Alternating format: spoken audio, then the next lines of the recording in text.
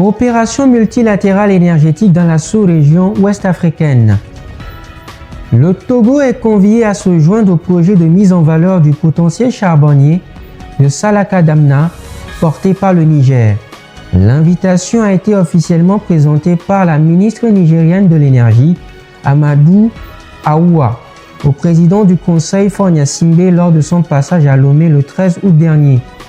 Notons que le projet de complexe charbonnier de Salaka-Damna consiste à exploiter les quelques 69 millions de tonnes de réserves de charbon en vue de produire de l'électricité aussi bien pour le Niger, mais aussi pour le compte de plusieurs pays de la sous-région ouest africaine, parmi lesquels figure le Togo.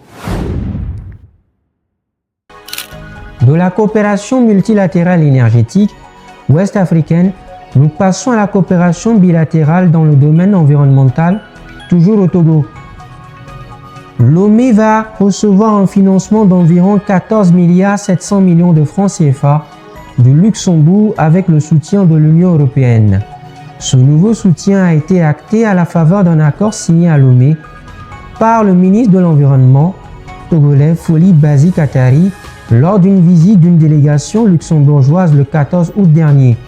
L'accord signé porte sur la gestion des déchets urbains dans 6 grandes villes, la préservation des parcs prioritaires, la construction des infrastructures de tri et de recyclage, sans oublier les mesures renforcées contre le braconnage et la déforestation.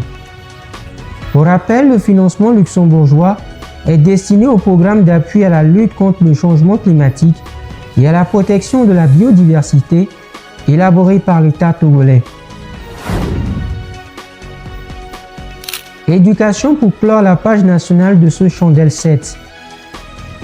Rentrée scolaire 2025-2026. Le gouvernement togolais dit vouloir des fournitures disponibles au juste prix. C'est en tout cas ce que l'on peut retenir de la rencontre avec la ministre togolaise du Commerce, Rose Kayi Miveder Sambiani, et les importateurs de fournitures scolaires le 12 août dernier. À l'approche de la rentrée académique, les importateurs affirment envisager une baisse des prix des fournitures scolaires.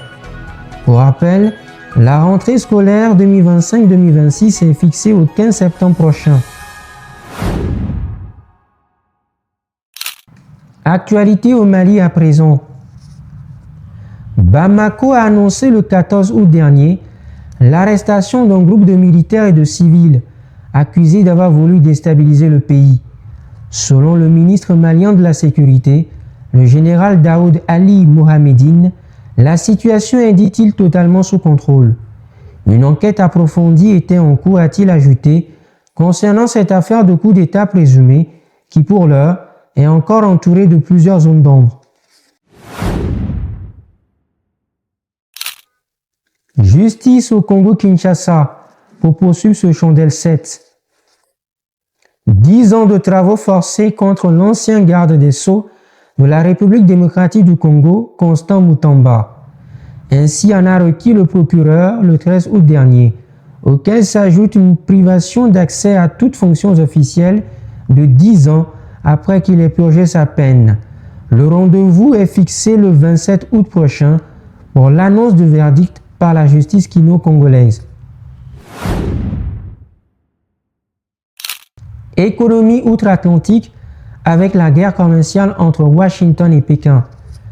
Le président des États-Unis d'Amérique, Donald Trump, a prorogé le 11 août dernier de 90 jours supplémentaires la trêve commerciale avec la Chine.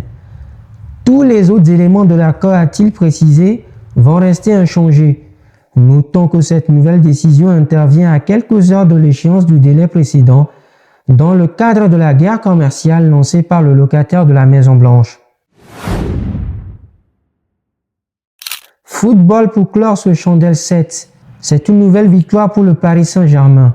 En effet, le 13 août dernier, le PSG, vainqueur déjà de la Ligue des Champions et finaliste malheureux de la Coupe du Monde des clubs FIFA, a battu sur le score de 4 tirs au but réussis contre 3 les Spurs de Tottenham, vainqueur de la Ligue Europa. Avec ce nouveau sacre, le club de la capitale française remporte la Super Coupe d'Europe et se place donc au sommet du football européen.